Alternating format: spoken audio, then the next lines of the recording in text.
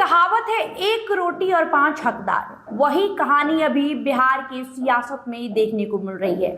बिहार में बड़ा बदलाव होने जा रहा है। लंबे समय के बाद बिहार में सत्ता पलट हो रहा है। बिहार में 2 दशकों तक राज्य करने के बाद मुख्यमंत्री नीतीश कुमार केंद्र का रुख कर चुके हैं। वे दिल्ली की राजनीति करेंगे और अब बिहार में भारतीय जनता पार्टी जो है वो अपने हाथ में सत्ता की चाबी लेगी और भारतीय जनता पार्टी बड़ा भाई बनकर बिहार में जो है वो राज करेगी। बिहार में भारतीय जनता पार्टी का सीएम बनने जा रहा है। सीएम को लेकर कई लोगों की नामें जो है, कई भारतीय जनता पार्टी के नेताओं की नाम जो है वो चर्चाओं में है।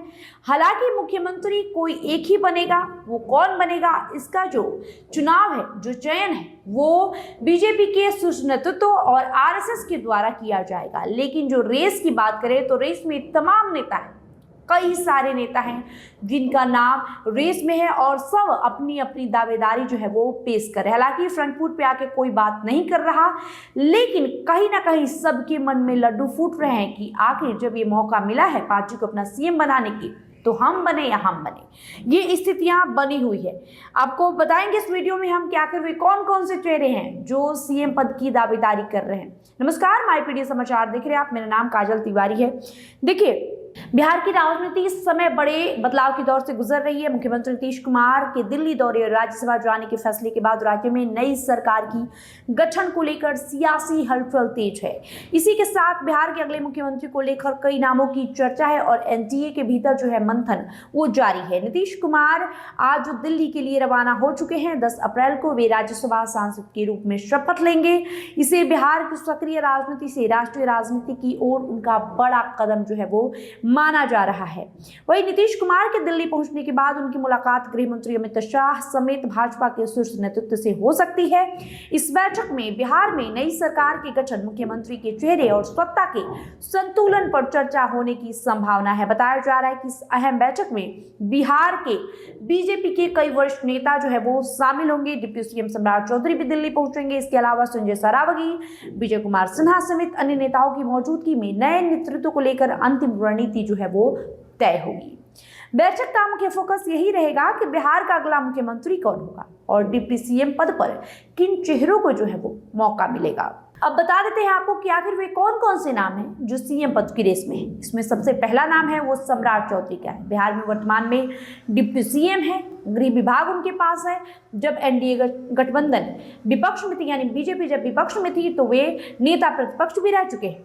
नित्यानंद राय इस रेस में है। दिलीप जायसवाल जो कि भारतीय जनता पार्टी के प्रदेश अध्यक्ष भी रह चुके हैं। विजय कुमार सिन्हा जो बिहार में डिप्टी सीएम की भूमिका में है। रेणु देवी पूर्व डिप्टी सीएम रह चुकी हैं। संजीव चौरसिया जो कि संघ से ताल्लुक रखते हैं और जनक राम का भी नाम जो है वो शामिल है। ऐसा कहा जा रहा है कि अगर बीजेपी दलित चेहरे को सीएम बनाएगी तो जनक राम का नाम भी इस रेस में शामिल है। इन सभी नेताओं का अलग अलग सामाजिक और राजनीतिक आधार है, जिसे ध्यान में रखते हुए पार्टी अपनी अंतिम फैसला जो है वो सुनाएगी। भाजपा और एनडीए के सामने सबसे बड़ी चुनौती सामाजिक संतुलन साधने की है। ओबीसी, सवर्ण, दलित और महिला प्रतिनिधित्व जैसे पहलुओं को ध्यान में रखते हुए ऐसा चेहरा चुनने का कोशिश होगा जो सभी वर्गों में स्वीकार्य हो और राजनीतिक संदेश भी मजबूती से जाए। मिली जानकारी के मुताबिक 13 को मुख्यमंत्री नीतीश कुमार की मौजूदा कार्यकाल की आखिरी कैबिनेट बैठक होगी। इस बैठक में कई अहम फैसले होंगे और मौजूदा सरकार के कामकाज की औपचारिक समीक्षा भी की जाएगी। सूत्रों की माने 14 अप्रैल को नीतीश कुमार मुख्यमंत्री के पद से इस्तीफा देंगे। ये कदम बिहार में नई सरकार के गठन का रास्ता साफ करेगा। माना जा रहा है कि इस्तीफे के तुरंत बाद नई सरकार बनाने की कवायद जो है वो तेज हो जाएगी। बताया जा रहा है कि 15 अप्रैल को बिहार को नया मुख्यमंत्री मिल सकता है। शपथ ग्रहण समारोह पटना के ऐतिहासिक गांधी मैदान में आयोजित किए जाने की संभावनाएं हैं। इस समारोह को भव्य बनाने की तैयारियां भी जो है वो शुरू हो चुकी है। एनडीए के सूत्रों की माने तो बिहार के अगले मुख्यमंत्री के रूप में सबसे मजबूत जो चेहरा है, सबसे मजबूत जिसकी दावेदारी पेश की जा रही है, वो है डिप्टी सीएम सम्राट चौधरी। पार्टी के भीतर उनके नाम पर लगभग सहमति बन चुकी है, तो सम्राट चौधरी का मुख्यमंत्री बनना लगभग तय माना जा रहा है। हालांकि आधिकारिक तौर पर घोषणा होना भी बाकी है, लेकिन जिस तरीके से राजनीतिक संकेत मिल रहे हैं उससे साफ है कि भाजपा एक मजबूत और सक्रिय चेहरे को आगे बढ़ाना चाहती है। तो हमने आपको इस वीडियो में बताया कि वे कौन कौन से नाम हैं, वे कौन कौन से पार्टी के चेहरे हैं जो सीएम पद के रेस में है, सीएम पद की दावेदारी जो है वो पेश कर रहे हैं। आपको क्या लगता है कमेंट बॉक्स में जरूर लिखिए। वीडियो को लाइक और शेयर करिए। बहुत बहुत शुक्रिया।